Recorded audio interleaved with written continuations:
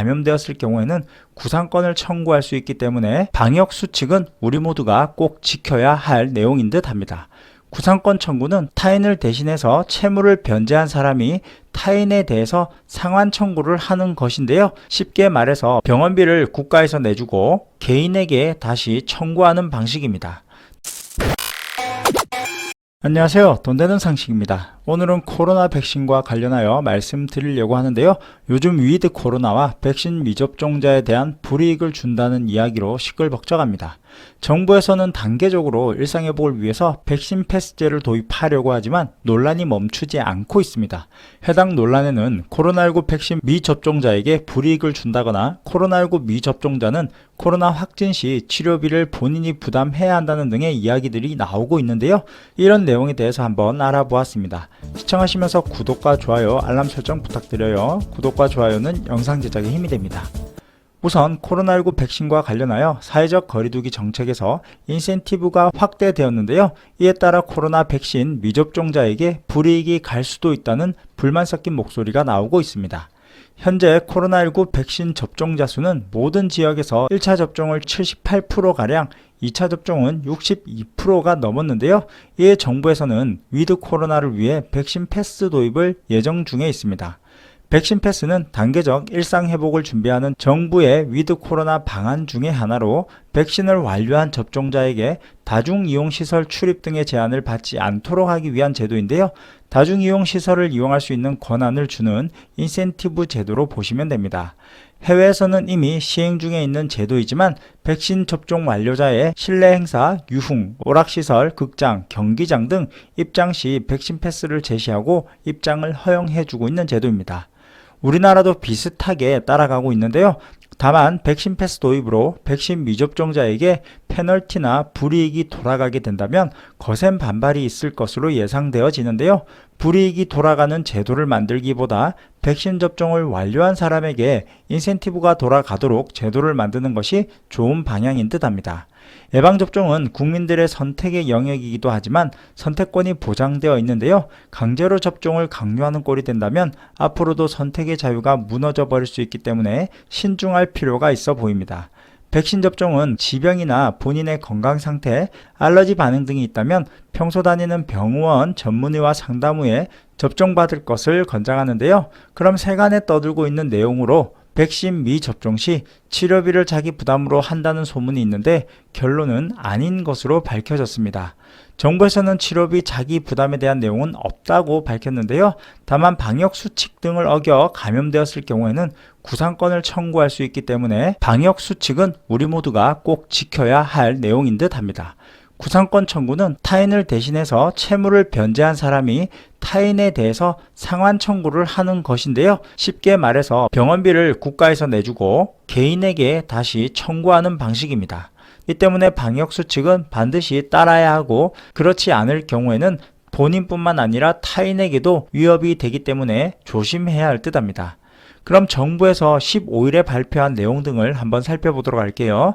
정부가 오는 18일부터 31일까지 2주 동안 사회적 거리두기 단계를 현재 그대로인 수도권 4단계, 비수도권은 3단계를 유지합니다.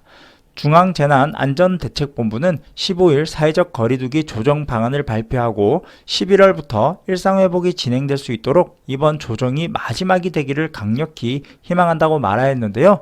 다만 급격한 방역 긴장감 완화를 방지하고 현장 의견을 고려 사적 모임 기준을 단순화하고 접종 완료자를 중심으로 제한을 완화하는 등 단계적 일상 회복으로의 전환을 준비한다며 이에 따라 사적 모임은 수도권 최대 8명, 비수도권 최대 10명까지 가능하며 사적 모임 제한을 완화해서 4단계 지역은 시간에 관계없이 모든 다중이용시설 등에서는 미접종자는 4인까지, 접종 완료자를 포함하면 8인까지 가능하고요. 3단계 지역은 미접종자 규모는 4인으로 기존과 동일하면서 접종 완료자를 포함할 경우 10인으로까지 확대하는 등 복잡한 사적 모임 기준을 단순해 수용성을 높였습니다. 아울러 영업시간 제한 장기화로 인한 자영업과 소상공인 애로 해소를 위해서 일부 생업시설에 대해서 영업시간 제한을 완화 또는 해제하는데요.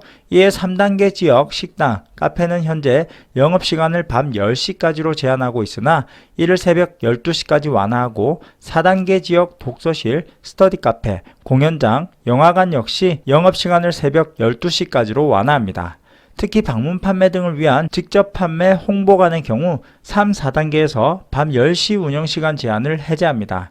현재 사실상 금지되어 있는 스포츠 경기 관람 및 스포츠 대회 개최는 접종 완료자 중심으로 허용하기로 했는데요. 이에 완료자만 관람객을 구성할 경우 실내는 수용 인원의 20%까지, 실외는 수용 인원의 30%까지 3단계 수준으로 허용한다고 밝혔습니다. 또 대규모 스포츠 대회 역시 4단계에서는 개최가 금지되었으나 접종 완료자 등으로 최소 인원이 참여하는 경우에는 개최가 가능하도록 한다고 밝혔습니다. 결혼식은 접종 완료율 증가 및 현장애로 사항을 고려해서 접종 완료자 인센티브를 확대해 3, 4단계에서는 식사 여부에 관계없이 최대 250명까지 가능하도록 조정합니다. 종교시설의 경우에도 4단계 지역에서 최대 99명 범위 내에서 전체 수용 인원의 10%까지만 가능했었는데요. 앞으로는 99명 상한을 해제해서 전체 수용 인원 10%까지 또는 접종 완료자로만 구성 시 20%까지 가능하도록 합니다. 이어 3단계 지역은 전체 수용 인원의 20%까지 가능하나 앞으로는 전체 수용 인원 20% 또는 접종 완료자로만 구성 시 30%까지 가능하도록 하지만 3, 4단계 모두 소모임, 식사, 숙박, 금지 등은 유지됩니다. 장기간 생업을 중단하거나 손실보상을 받지 못한 사유 등으로 인해 지자체 건의 및 현장 점검 시 애로가 많은 분야의 방역 조치도 완화하며 이에 따라 그동안 3, 4단계 숙박시설에 적용되었던 객실 운영 제한과 3단계 지역의 실내외 체육시설에 적용되었던 샤워실 운영 제한을 해제합니다. 문의는 중앙사고수습본부 사회소통팀 또는 생활방역팀에 문의하시면 됩니다. 그럼 오늘은 백신 패스제에 대해서 말씀드렸는데요. 참고하시면 될 듯 하네요. 오늘 영상이 도움이 되셨다면 좋아요 한 번씩 꼭 눌러주세요. 끝까지 시청해 주셔서 감사합니다.